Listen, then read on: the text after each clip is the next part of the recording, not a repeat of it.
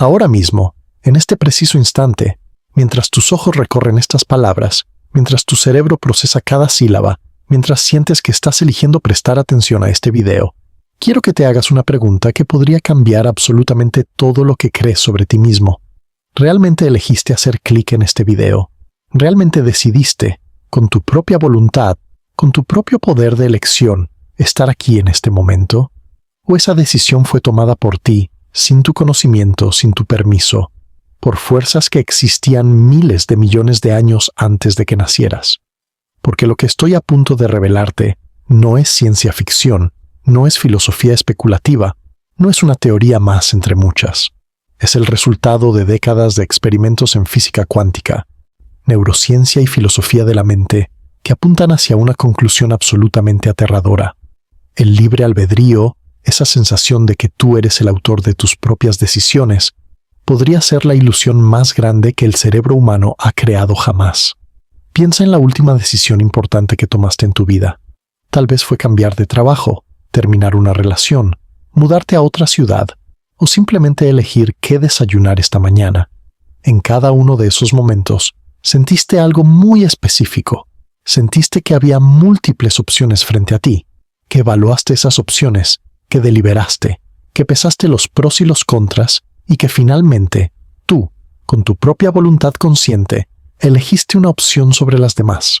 Esa sensación es tan real, tan vívida, tan absolutamente convincente, que parece imposible que sea una ilusión. Y sin embargo, en 1983, un neurocientífico llamado Benjamin Libet realizó un experimento que envió ondas de shock a través del mundo científico y filosófico. Un experimento que sugirió que tu cerebro toma decisiones hasta 7 segundos antes de que tú seas consciente de haberlas tomado. 7 segundos. En esos 7 segundos, mientras tú crees que estás deliberando, mientras tú crees que estás eligiendo, la decisión ya ha sido tomada por procesos neuronales de los que no tienes absolutamente ninguna conciencia. Pero eso es solo el comienzo, porque cuando entramos en el mundo de la mecánica cuántica, las cosas se vuelven aún más extrañas, aún más inquietantes, aún más devastadoras para nuestra noción de libre albedrío. En 2006, los matemáticos John Conway y Simon Coshen publicaron algo llamado el teorema del libre albedrío, y a pesar de su nombre, este teorema no prueba que tengamos libre albedrío. De hecho, sugiere algo mucho más perturbador, que si los experimentadores tienen libre albedrío para elegir cómo medir partículas cuánticas, entonces las partículas mismas deben tener algo equivalente al libre albedrío. Pero aquí está el giro. La contrapositiva de este teorema es igualmente válida. Si las partículas subatómicas no tienen libre albedrío, si su comportamiento está completamente determinado, entonces nosotros, los experimentadores, tampoco lo tenemos. Y hay una creciente cantidad de evidencia que sugiere que las partículas no tienen libre albedrío, que el universo es superdeterminista, que incluso lo que parece aleatorio a nivel cuántico está, de hecho, predeterminado desde el Big Bang. Antes de sumergirnos en las profundidades de este misterio, quiero que hagas algo.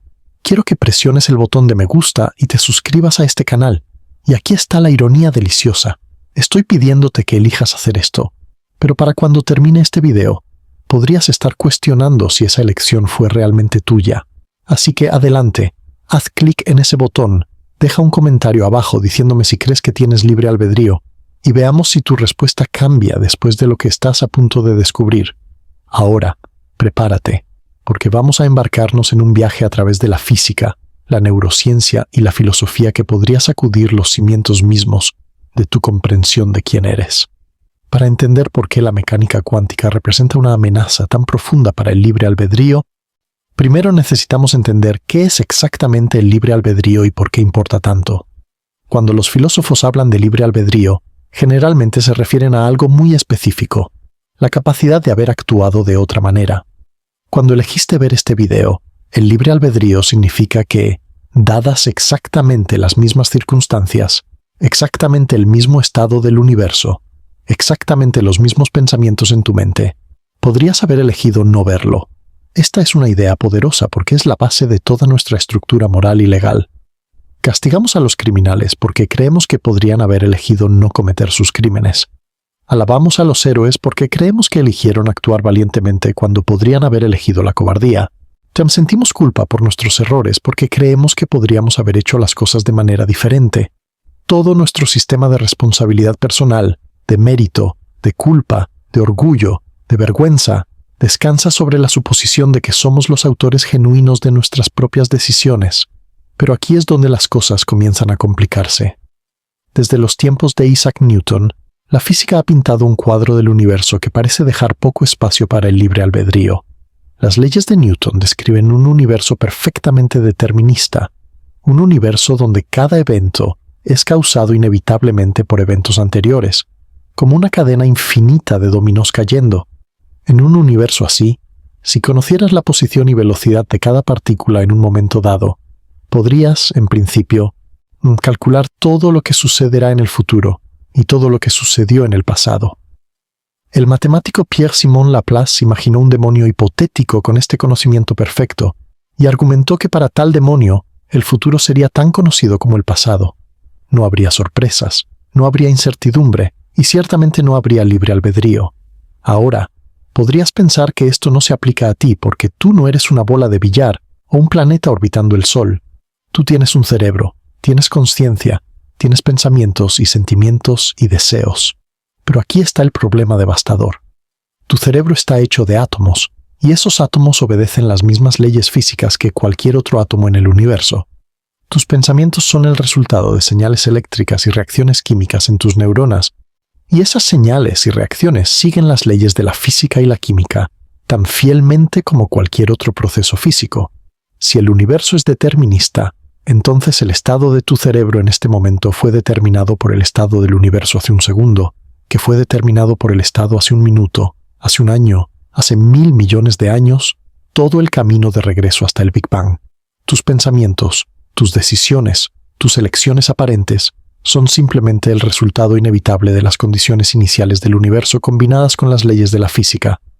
En cierto sentido, el Big Bang te programó para estar aquí, leyendo estas palabras, pensando estos pensamientos, y aquí es donde el experimento de Libet se vuelve tan perturbador. En 1983, Libet pidió a los participantes que realizaran una tarea simple: flexionar su muñeca cuando quisieran, en cualquier momento que eligieran. Mientras hacían esto, monitoreó su actividad cerebral con un electroencefalograma y les pidió que notaran la posición de un punto giratorio en un reloj en el momento en que sintieron el impulso de moverse. Lo que descubrió fue revolucionario. Antes de que los participantes fueran conscientes de cualquier decisión de moverse, antes de que reportaran sentir el impulso, su cerebro ya mostraba lo que Libet llamó un potencial de preparación, una acumulación de actividad eléctrica que precedía a la acción.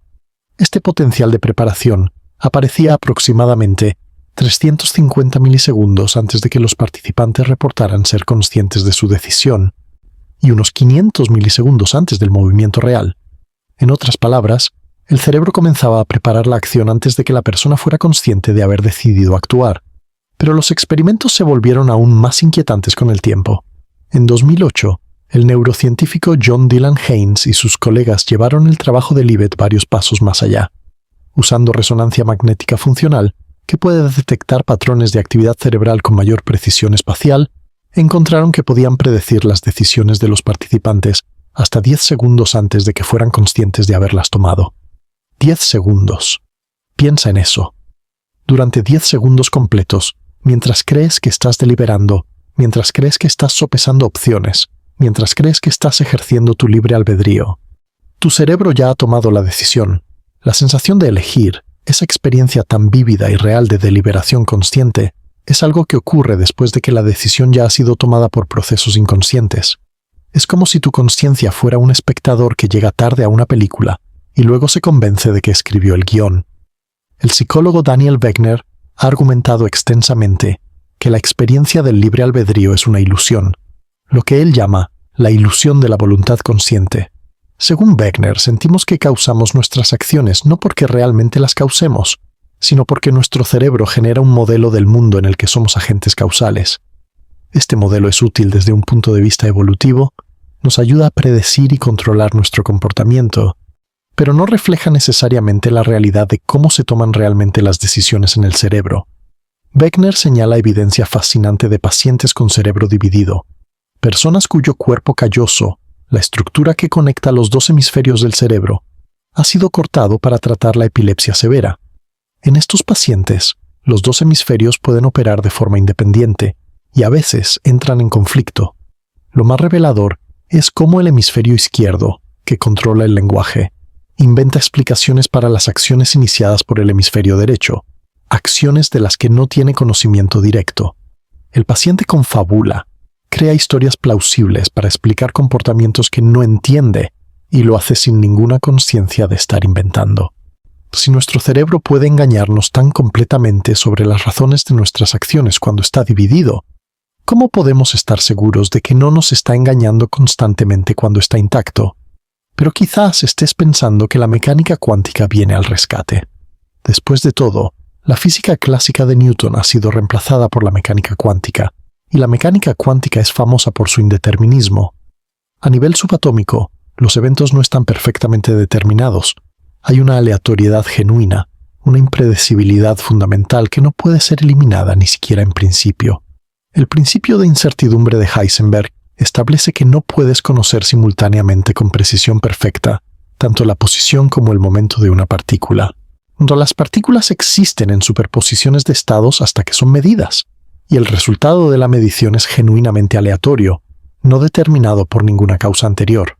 Entonces, ¿no destruye esto el determinismo? ¿No abre esto espacio para el libre albedrío? Esta fue la esperanza inicial de muchos filósofos y científicos que buscaban defender el libre albedrío en la era de la física moderna.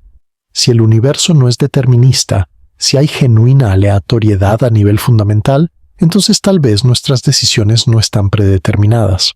Tal vez la indeterminación cuántica permite que la mente influya en el cerebro de maneras que no están dictadas por la física clásica. Esta idea fue desarrollada más elaboradamente por el físico Roger Penrose y el anestesiólogo Stuart Hameroff, quienes propusieron que la conciencia podría surgir de procesos cuánticos en estructuras llamadas microtúbulos dentro de las neuronas. Según su teoría de la reducción objetiva orquestada, los colapsos de la función de onda en estos microtúbulos podrían ser el lugar donde la conciencia ejerce su influencia sobre el cerebro, donde el libre albedrío realmente opera. Pero aquí está el problema fatal con esta línea de razonamiento, un problema que muchos defensores del libre albedrío no logran comprender. La aleatoriedad no es lo mismo que la libertad. Si tus decisiones son el resultado de eventos cuánticos aleatorios, entonces no están determinadas por causas anteriores, es cierto, pero tampoco están determinadas por ti. Si elijo levantar mi mano derecha en lugar de mi izquierda debido a una fluctuación cuántica aleatoria en mi cerebro, no puedo reclamar crédito por esa elección. No la hice yo, sucedió por casualidad. La aleatoriedad cuántica podría salvarnos del determinismo, pero nos arroja directamente a los brazos del azar, y el azar no es más compatible con el libre albedrío que el determinismo. Para que una decisión sea genuinamente libre, tiene que ser mía, tiene que fluir de mi carácter, mis valores, mis razones. Pero si es mía de esta manera, entonces está determinada por quién soy. Y quién soy está determinado por mi genética, mi crianza, mis experiencias, todo lo cual no elegí. Es un dilema del que parece no haber escape, pero la mecánica cuántica tiene sorpresas aún más perturbadoras para nuestra noción de libre albedrío, sorpresas que van mucho más allá de la simple cuestión del determinismo versus el indeterminismo. Para entender estas sorpresas, necesitamos adentrarnos en algunos de los experimentos más extraños y desconcertantes de la historia de la ciencia, experimentos que cuestionan no solo el libre albedrío, sino nuestra comprensión más básica de la causalidad, el tiempo y la realidad misma. Comencemos con el famoso experimento de la doble rendija, posiblemente el experimento más misterioso de toda la física. El montaje es simple. Tienes una fuente que dispara partículas, como electrones o fotones, hacia una barrera que tiene dos rendijas. Detrás de la barrera hay una pantalla detectora que registra dónde impactan las partículas. Si disparas muchas partículas y observas el patrón que se forma en la pantalla, ¿qué esperarías ver? Si las partículas fueran como pequeñas bolas, esperarías ver dos bandas en la pantalla, una correspondiente a cada rendija. Las partículas pasarían por una rendija u otra y se acumularían en dos regiones distintas. Pero eso no es lo que sucede. En cambio, ves un patrón de interferencia, una serie de bandas brillantes y oscuras que es característico del comportamiento ondulatorio. Las partículas parecen comportarse como ondas, pasando por ambas rendijas simultáneamente e interfiriendo consigo mismas. Esto ya es bastante extraño, pero se vuelve más extraño. Si colocas detectores en las rendijas para determinar por cuál rendija pasa cada partícula, el patrón de interferencia desaparece. Ahora obtienes las dos bandas que esperarías de partículas clásicas. De alguna manera, el acto de observar por cuál rendija pasa la partícula cambia su comportamiento. Cuando no la observas, se comporta como una onda. Cuando la observas, se comporta como una partícula. Es como si la partícula supiera si está siendo observada y ajustar su comportamiento en consecuencia. ¿Cómo puede ser esto? ¿Cómo puede la observación afectar la realidad física? Pero el físico John Wheeler llevó este misterio a un nivel completamente nuevo con su propuesta del experimento de elección retardada. Imagina una versión del experimento de doble rendija, donde decides si observar o no las rendijas después de que la partícula ya las ha pasado, pero antes de que llegue a la pantalla detectora. ¿Qué sucede entonces?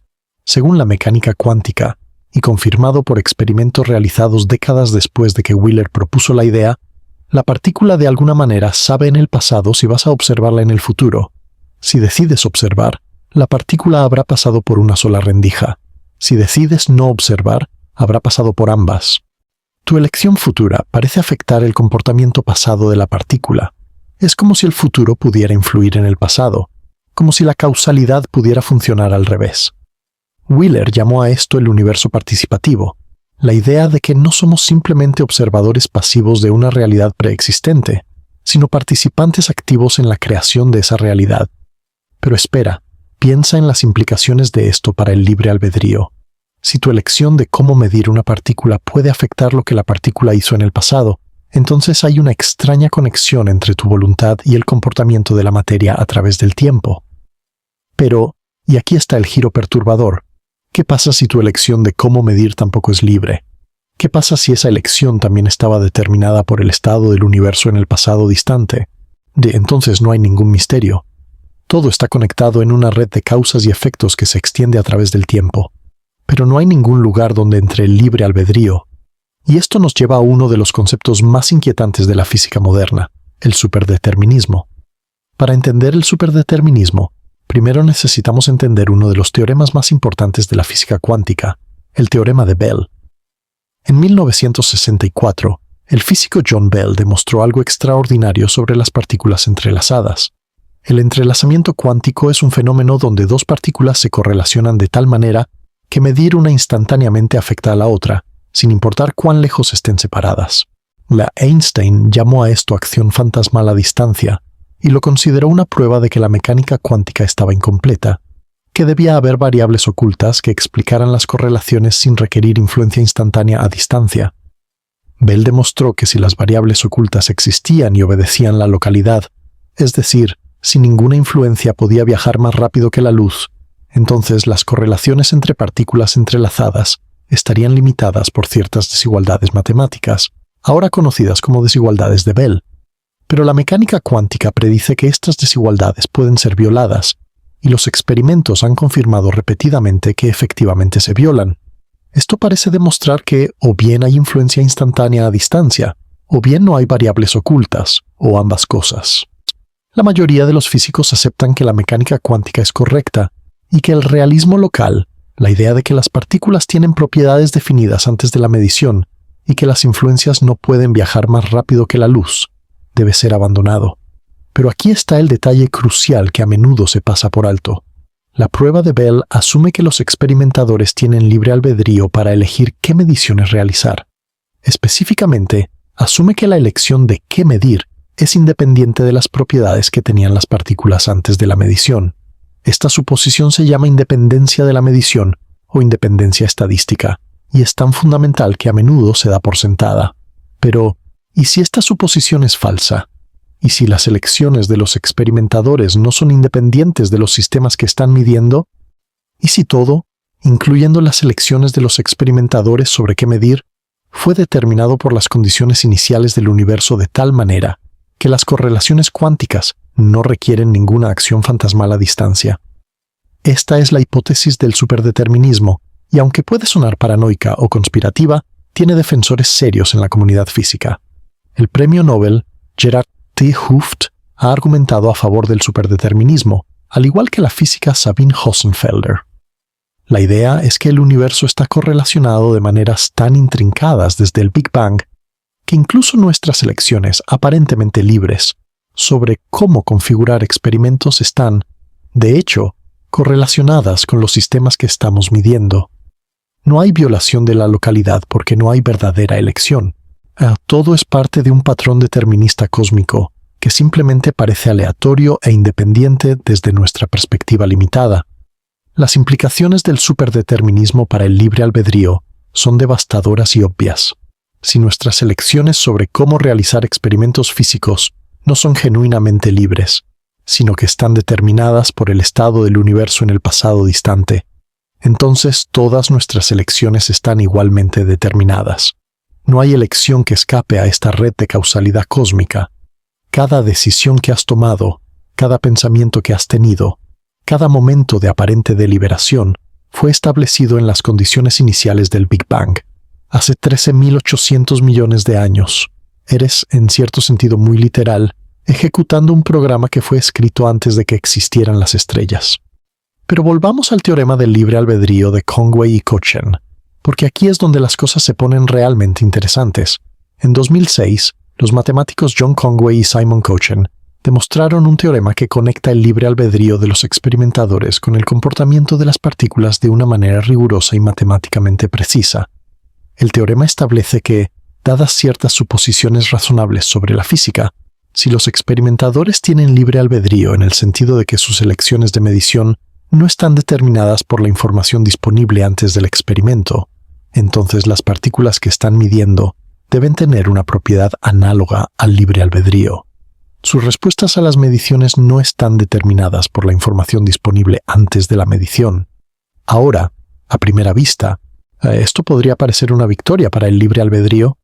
Después de todo, el teorema parece mostrar que si tenemos libre albedrío, entonces incluso las partículas tienen algo como libre albedrío, lo cual podría verse como evidencia de que el libre albedrío es una propiedad fundamental del universo. Pero la lógica funciona en ambas direcciones.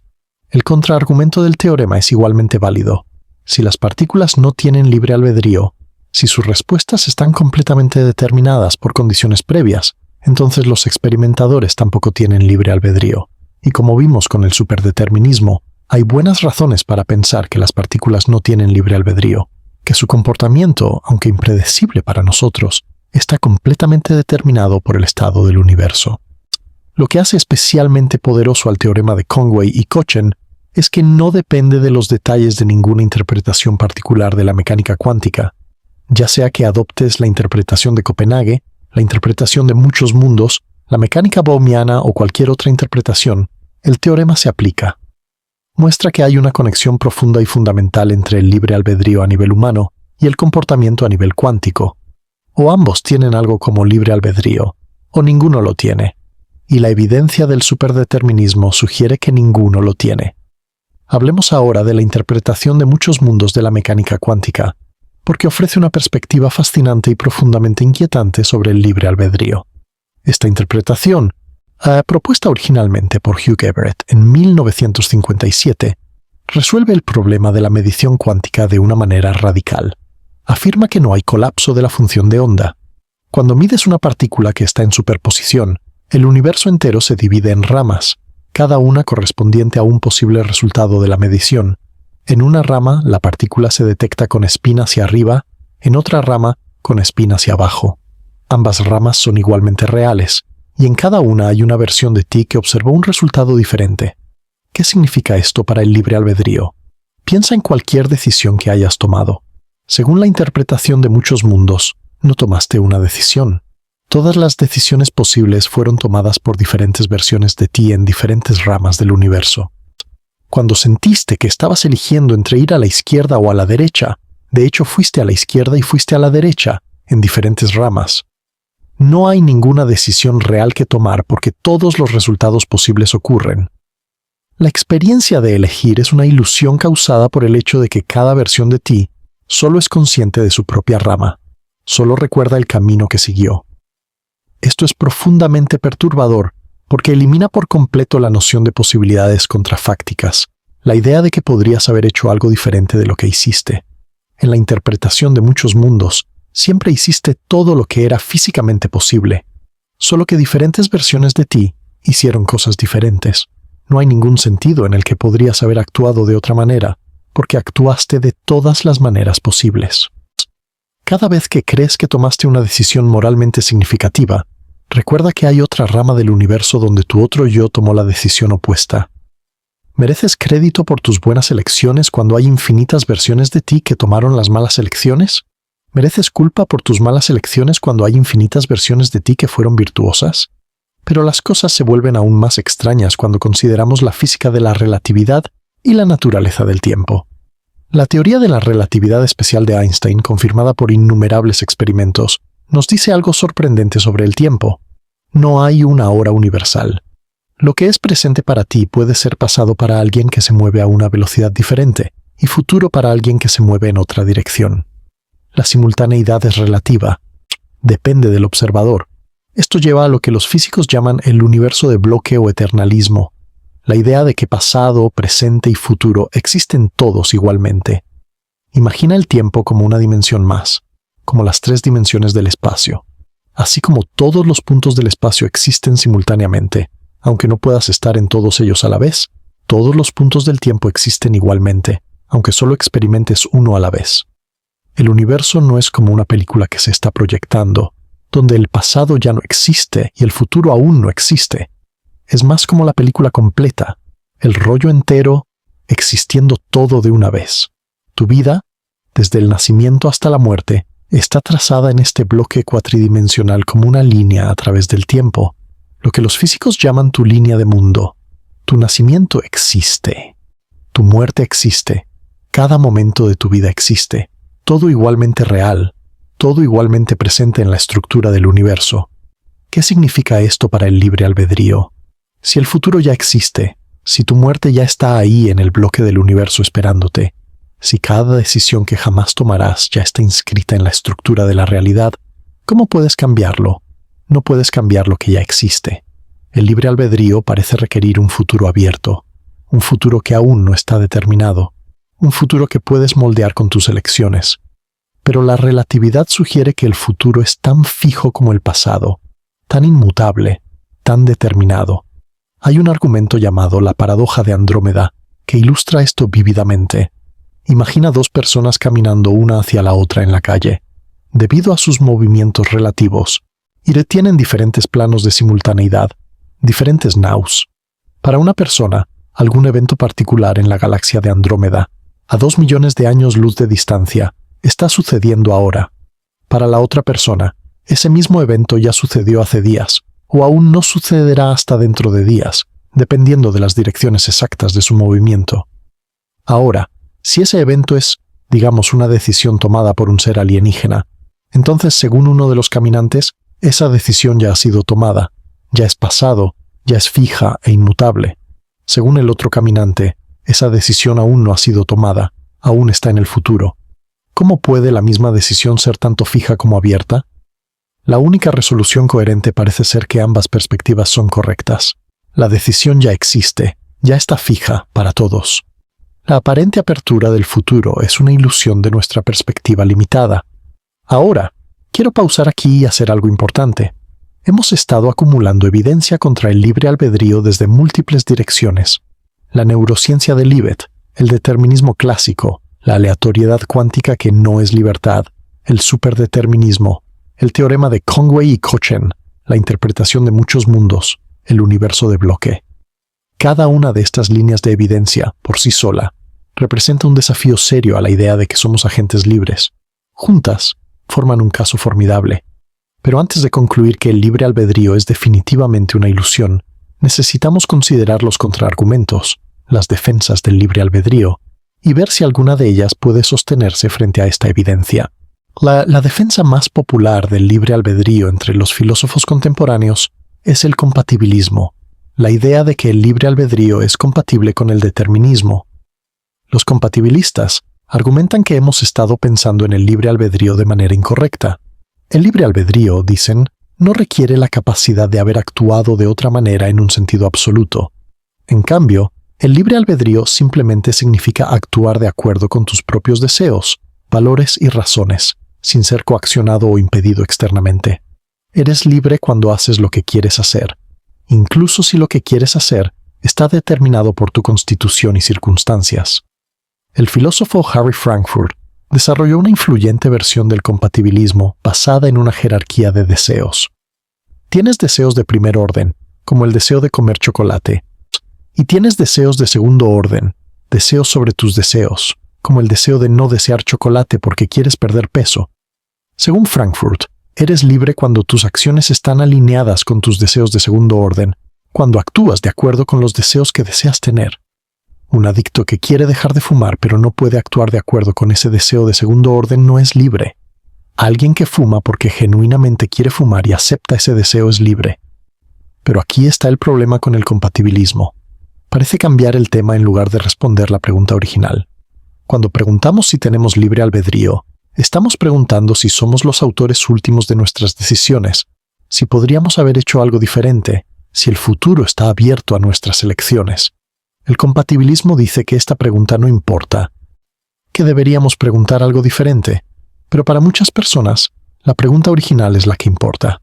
El compatibilismo puede ofrecer consuelo, puede preservar algunas de nuestras prácticas morales y legales, pero no responde a la pregunta fundamental sobre el control último que parece central a nuestra noción intuitiva de libre albedrío.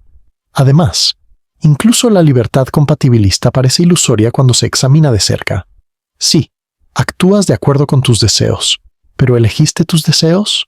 Sí. Actúas de acuerdo con tus valores, pero elegiste tus valores. Tus deseos fueron formados por tu genética, tu crianza, tus experiencias, fuerzas sobre las que no tuviste control. Como señala Sam Harris en su libro Libre Albedrío, no elegiste a tus padres, no elegiste tu lugar de nacimiento, no elegiste las influencias de tu infancia, y no elegiste la estructura de tu cerebro. Cada aspecto de quién eres fue determinado por factores fuera de tu control. Incluso si actúas de acuerdo con tus deseos más profundos, esos deseos no son genuinamente tuyos. Fueron instalados en ti por fuerzas externas. Eres como un robot que ha sido programado para disfrutar de su programación, pero eso no te hace libre en ningún sentido profundo. Robert Sapolsky, el neurocientífico de Stanford, ha llevado este argumento aún más lejos en su libro Determinado. Sapolsky argumenta que cuando examinas cualquier comportamiento humano en suficiente detalle, cuando rastrear todas las causas, desde las neuronas que dispararon hasta los neurotransmisores involucrados, los genes que codificaron esos neurotransmisores, el ambiente prenatal que afectó la expresión genética, las experiencias de la infancia que cablearon el cerebro, la cultura que moldeó los valores, la historia evolutiva que creó la especie, no hay ningún lugar donde puedas señalar y decir, aquí es donde entra el libre albedrío. Todo es causa y efecto, dominos cayendo, sin ningún agente fantasma tirando de las cuerdas. Sapolsky también argumenta que nuestra sensación de libre albedrío es simplemente el resultado de nuestra ignorancia. No conocemos todas las causas de nuestro comportamiento, así que atribuimos nuestras acciones a una voluntad libre. Pero cuando comenzamos a entender las causas, la ilusión se desvanece.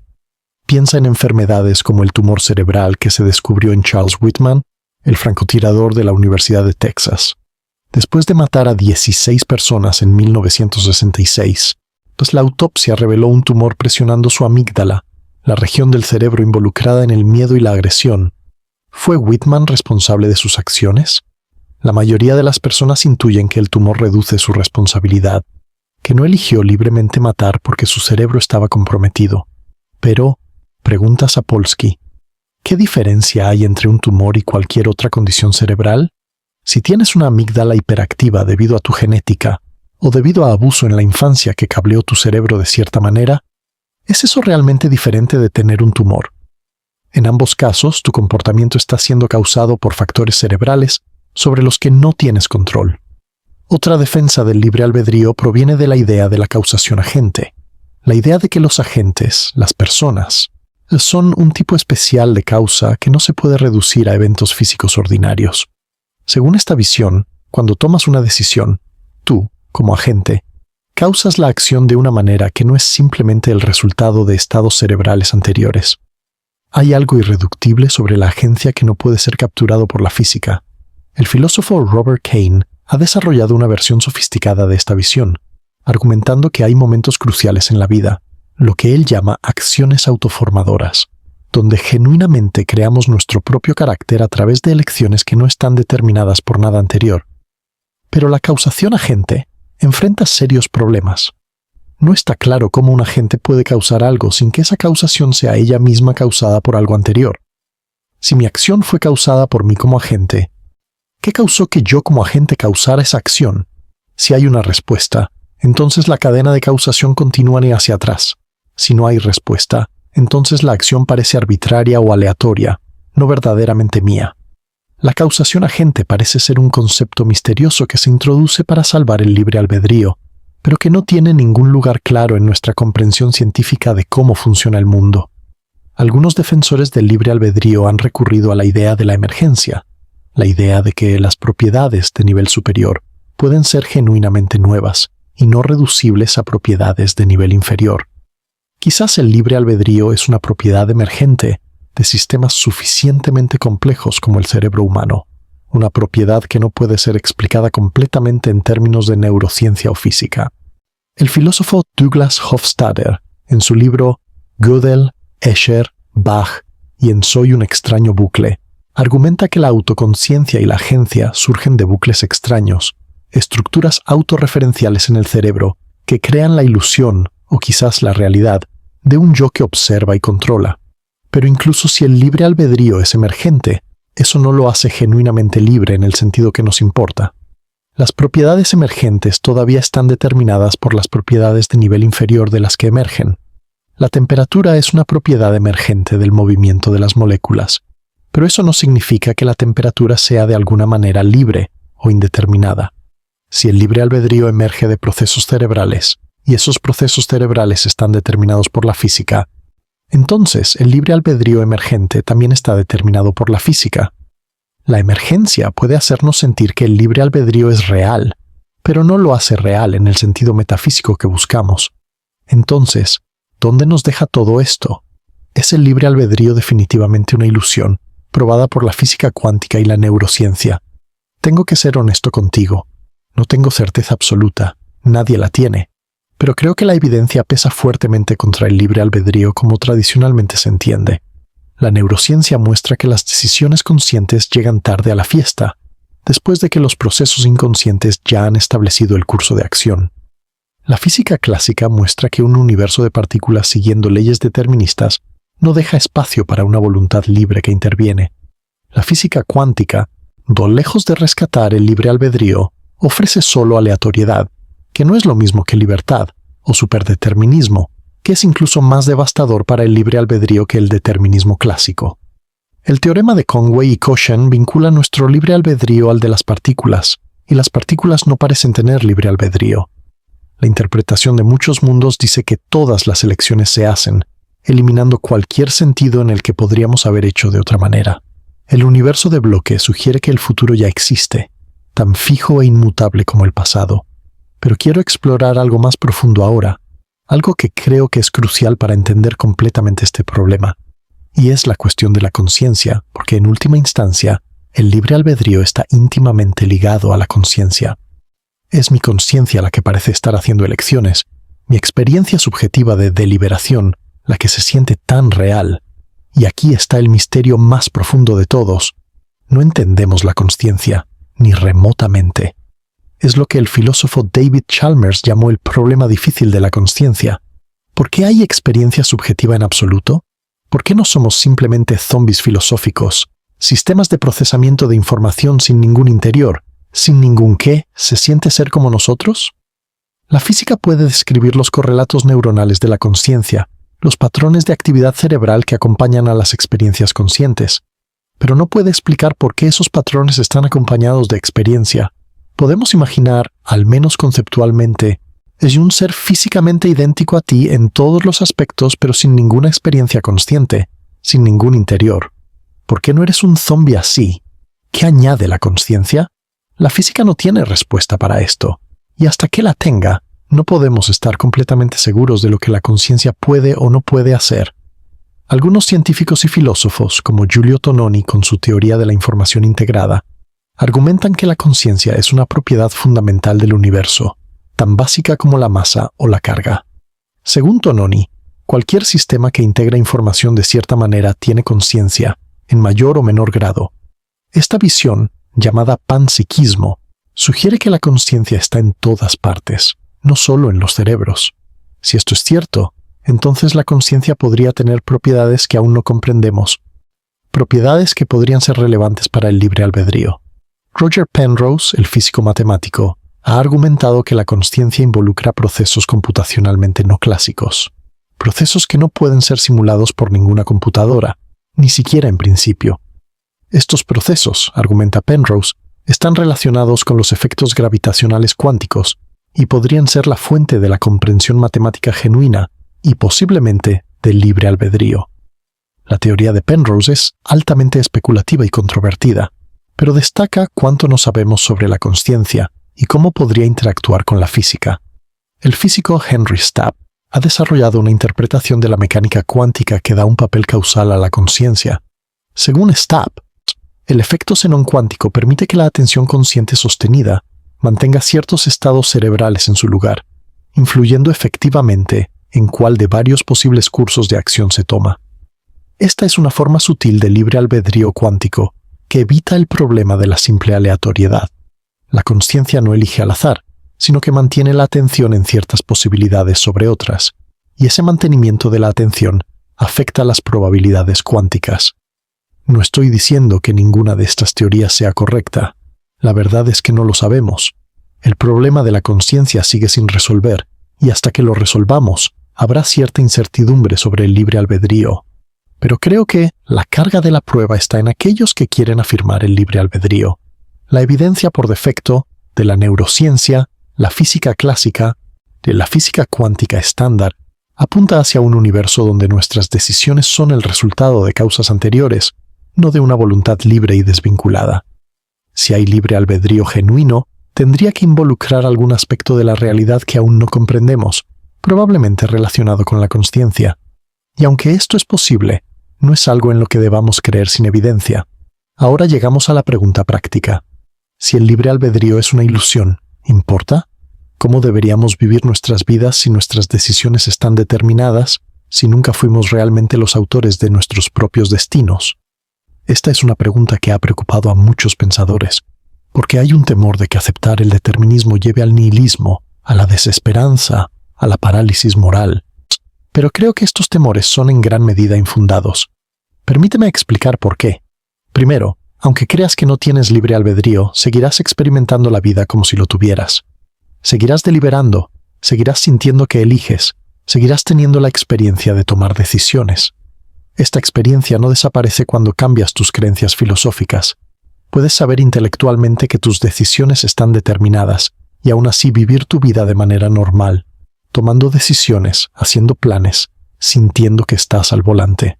Es similar a saber que la Tierra gira alrededor del Sol, mientras sigue pareciendo que el Sol se mueve a través del cielo. Segundo, y quizás más importante, aceptar que no tienes libre albedrío puede hacerte más compasivo, no menos. Piensa en cómo tratas a alguien que hace algo malo.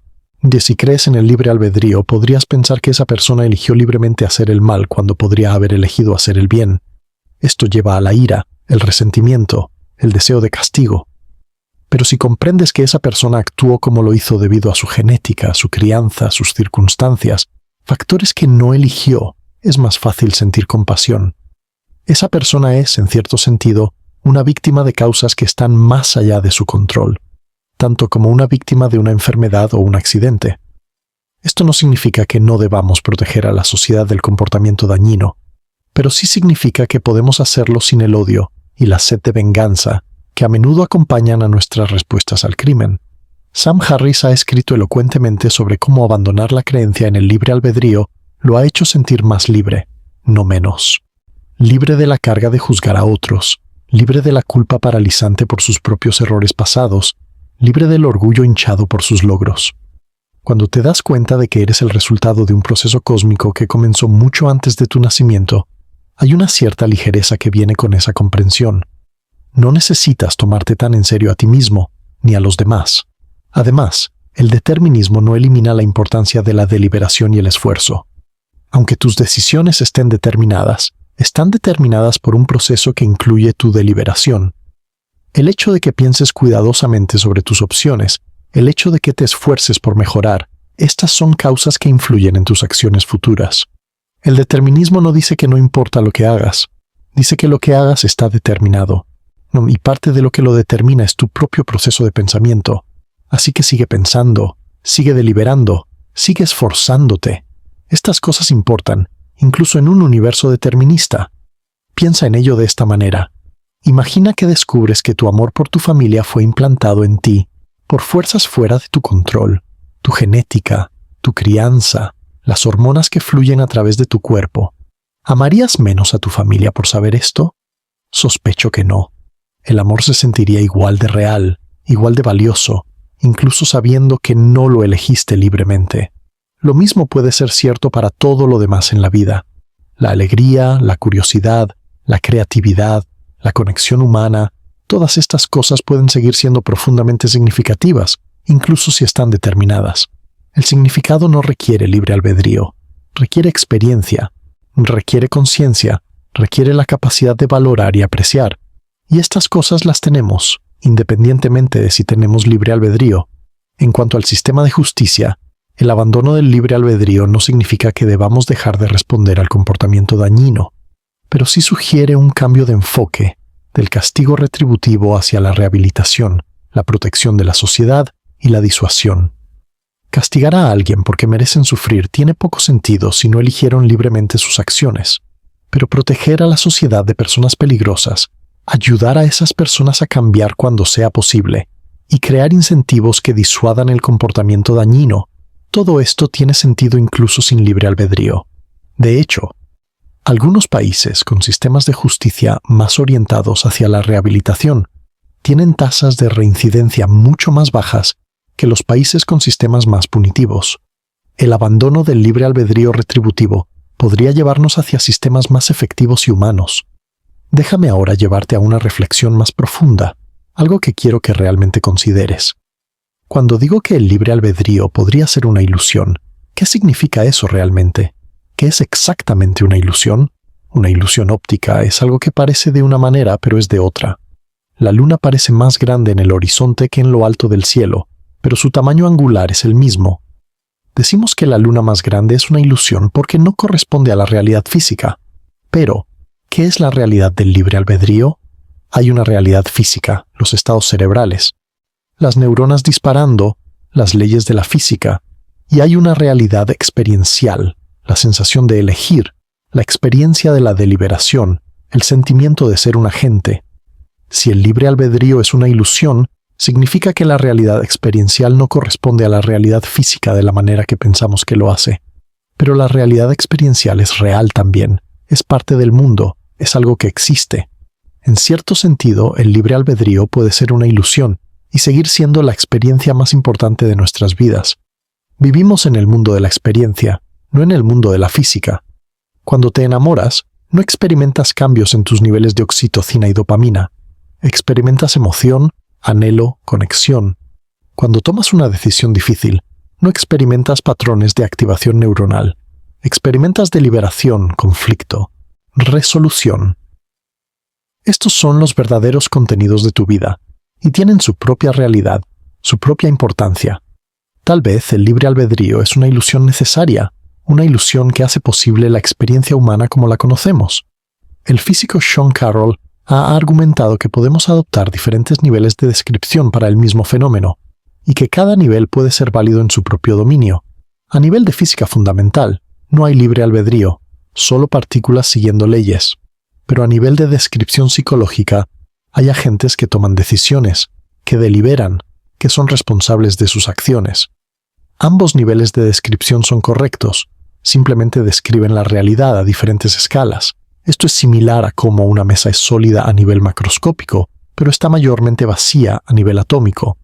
La solidez no es una ilusión, es una propiedad real de la mesa a la escala en que interactuamos con ella. Esta perspectiva puede ofrecer cierto consuelo. Sí, a nivel fundamental, eres un patrón de partículas siguiendo las leyes de la física. Pero a nivel de experiencia humana, eres un agente, una persona. alguien que toma decisiones y es responsable de ellas. Ambas descripciones son verdaderas. El libre albedrío puede no existir en la física fundamental, pero existe en la psicología humana, en el nivel de descripción donde realmente vivimos nuestras vidas. Pero sería deshonesto de mi parte dejarlo ahí, como si todo estuviera bien, como si pudiéramos tener nuestro pastel y comerlo también, porque hay un problema profundo con esta perspectiva de niveles múltiples. Si el nivel fundamental es lo que realmente es el caso, cuando si la física es lo que realmente sucede, entonces los otros niveles son, en última instancia, aproximaciones convenientes, formas útiles de hablar, pero no la realidad última. Podemos hablar de mesas sólidas y de agentes libres, pero sabemos que, en el fondo, las mesas son sobre todo espacio vacío, y los agentes son sobre todo partículas determinadas. Y cuando nos enfrentamos a preguntas profundas sobre responsabilidad moral, sobre si alguien merece castigo, sobre si tenemos derecho a enorgullecernos de nuestros logros, el nivel fundamental parece ser el relevante. ¿Cómo puedes merecer algo si nunca elegiste libremente? Este es el dilema al que nos enfrentamos. Por un lado, parece que no podemos evitar vivir como si tuviéramos libre albedrío. La ilusión es demasiado poderosa, demasiado incorporada en la forma en que pensamos y actuamos. Por otro lado, cuando reflexionamos filosóficamente, cuando miramos la evidencia científica, parece que el libre albedrío genuino no existe. Vivimos en una tensión, en una especie de disonancia cognitiva, sabiendo una cosa e incapaces de sentir otra. Quizás esta tensión es simplemente parte de la condición humana. Somos criaturas que han evolucionado para navegar el mundo a una escala media, la escala de rocas y árboles y otros humanos, no la escala de quarks y galaxias. Nuestras intuiciones fueron diseñadas para ese mundo de escala media, un mundo donde los objetos tienen límites claros, donde el tiempo fluye del pasado al futuro, donde las acciones tienen consecuencias predecibles, donde tiene sentido hablar de elección y responsabilidad. Cuando la ciencia nos revela que el mundo es muy diferente de cómo lo percibimos, a escalas muy pequeñas o muy grandes, nuestras intuiciones ya no son confiables. El libre albedrío puede ser otra de esas intuiciones que funcionan bien para la vida cotidiana, pero que no sobreviven al escrutinio científico. Quiero ahora volver al principio de este video, a la pregunta que te hice al comienzo. ¿Elegiste ver este video? ¿Elegiste suscribirte si lo hiciste? ¿Elegiste seguir viendo hasta este punto? Espero que ahora veas estas preguntas de manera diferente. Espero que veas la complejidad involucrada, las capas de causalidad que se extienden hacia atrás en el tiempo, hasta tus genes, tu infancia, las experiencias que te formaron, las condiciones iniciales del Big Bang. Todo eso te trajo a este momento, viéndome hablar sobre el libre albedrío, pensando estos pensamientos. Y sin embargo, incluso sabiendo todo esto, apuesto a que todavía sientes que podrías haber elegido de otra manera. Todavía sientes que tuviste una opción, que evaluaste, que decidiste. Esta sensación es increíblemente robusta, increíblemente persistente. Es lo que hace tan difícil aceptar que el libre albedrío podría ser una ilusión. La ilusión se siente completamente real. Me pregunto qué piensas ahora. ¿Ha cambiado tu perspectiva? ¿Sigues creyendo que tienes libre albedrío? ¿O las dudas se han filtrado? ¿Te sientes liberado por la idea de que todo está determinado? ¿O te sientes atrapado como un preso en una celda cósmica? Estas son preguntas que solo tú puedes responder. Y curiosamente, incluso si el libre albedrío es una ilusión, tu respuesta todavía importa. Tu respuesta es parte de la cadena causal que determinará tu futuro comportamiento, tus futuras creencias, tu futura vida. El universo es un lugar extraño. Es un lugar donde las partículas pueden estar en dos lugares a la vez, donde el futuro puede influir en el pasado, donde el tiempo puede ser una ilusión, donde tú podrías no ser el autor de tu propia historia. Es un lugar de misterio profundo, y el libre albedrío es solo uno de esos misterios. No tenemos todas las respuestas, y es posible que nunca las tengamos, pero creo que hacer las preguntas, explorar las posibilidades, es parte de lo que hace que ser humano sea tan fascinante. El filósofo Friedrich Nietzsche escribió sobre el amor fati, el amor al destino. Significa amar tu vida exactamente como es, incluyendo todo el sufrimiento, todos los errores, todos los caminos no tomados. Significa decir sí a tu existencia en su totalidad, sin desear que hubiera sido diferente. Bueno, si el libre albedrío es una ilusión, entonces el amor fati es la actitud apropiada. No tenías elección en cómo se desarrolló tu vida, pero puedes amar tu destino, puedes abrazar tu camino, puedes encontrar significado y belleza en la historia única que eres, incluso si no fuiste tú quien la escribió. Y aquí está el giro final, el que quiero que lleves contigo después de este video. Incluso si el libre albedrío es una ilusión, la conciencia es real. Tu experiencia, tu perspectiva única sobre el universo, eso existe. Tú eres el universo consciente de sí mismo, una pequeña parte del cosmos que puede preguntarse sobre su propia naturaleza, que puede maravillarse ante el misterio de la existencia. Esto es extraordinario, independientemente de si tienes libre albedrío. Piensa en lo que significa que existas. De todos los patrones posibles de materia, de todas las configuraciones posibles de átomos, una configuración particular surgió que es tú, que tiene esta experiencia específica, que está leyendo estas palabras específicas en este momento específico.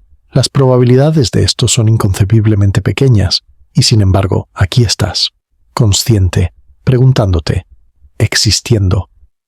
El libre albedrío puede ser una pregunta sin respuesta definitiva, al menos con nuestro conocimiento actual. Lo que sabemos es que eres un fenómeno único en el cosmos, una forma particular en que el universo se pliega sobre sí mismo y se contempla. Puedes llamar a esto libre albedrío, o puedes llamarlo determinismo con conciencia, pero de cualquier manera, es algo profundamente extraordinario.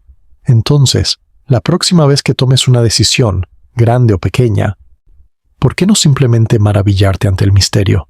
No necesitas saber si el libre albedrío es real para apreciar la extrañeza de la existencia consciente. No necesitas resolver el dilema filosófico para encontrar significado en tu vida. El misterio mismo es parte de la belleza. He viajado contigo a través de la neurociencia de Libet, a través del determinismo clásico, a través de las paradojas de la mecánica cuántica, a través del universo de bloque de Einstein, a través de las teorías de la conciencia, a través de los argumentos filosóficos más profundos sobre el libre albedrío. Hemos visto que la evidencia pesa contra la noción tradicional de libre albedrío, que nuestras decisiones parecen ser el resultado de causas más allá de nuestro control, que la ilusión de elección puede ser exactamente eso, una ilusión. Pero también hemos visto que esto no necesita llevarnos a la desesperación. Podemos encontrar compasión en la comprensión de que nadie elige ser quien es. Podemos encontrar paz en el amor fati, en abrazar nuestro destino. Podemos encontrar maravilla en el simple hecho de la conciencia, en el misterio de nuestra propia existencia, y podemos seguir viviendo, deliberando, tomando decisiones, aunque sepamos que estas decisiones son parte de una cadena causal que se extiende más allá de nosotros, hacia atrás hasta el Big Bang y hacia adelante hasta el fin del tiempo. Recuerda la pregunta con la que empezamos. ¿Elegiste ver este video? Después de todo lo que hemos discutido, la respuesta honesta es, no lo sé. No sé si alguna vez he elegido algo en el sentido profundo y metafísico de libre albedrío, pero sé que tuve la experiencia de elegir. Sé que me sentí atraído por las preguntas, fascinado por los misterios, compelido a compartir esto contigo. Y sé que tú, quien quiera que seas, donde quiera que estés, también has tenido una experiencia al ver este video. Has pensado, has sentido, quizás has cuestionado cosas que antes dabas por sentadas. Esa conexión, tu conciencia y la mía comunicándose a través del tiempo y el espacio, a través de este medio, eso es real, eso importa. Libre albedrío o no, estamos aquí juntos, preguntándonos sobre los misterios más profundos del universo. Y eso, creo, es algo hermoso. Así que te dejo con esto. Vive tu vida. Toma tus decisiones. Ama a las personas que amas. Persigue las cosas que te importan. Y cuando te preguntes si realmente tienes libre albedrío, permite que esa pregunta sea un portal hacia la maravilla, no una fuente de angustia. El universo es más extraño de lo que jamás imaginamos, y tú eres parte de esa extrañeza. Abraza el misterio. Si llegaste hasta aquí, significa que algo en ti, ya sea determinado o libre, quiso escuchar esta historia completa. Y por eso, gracias. Gracias por tu tiempo, tu atención, tu curiosidad. Si este video te hizo pensar, si cambió algo en ti, por pequeño que sea, entonces ha cumplido su propósito. Soy Quantum Scientific, y esto ha sido la prueba cuántica de que el libre albedrío podría ser una ilusión. Si te gustó este viaje a través de la física, la neurociencia y la filosofía, no olvides suscribirte y activar las notificaciones para más exploraciones de los misterios más profundos de la realidad. Y recuerda, ya sea que tengas libre albedrío o no, tu próximo momento consciente está por llegar. Úsalo bien o simplemente obsérvalo mientras sucede, dependiendo de lo que creas ahora. Hasta la próxima vez que el universo nos junte, en otro video, en otra pregunta, en otro misterio. Cuídate, cuestiona todo, y nunca dejes de maravillarte ante el extraordinario hecho de que existes. End.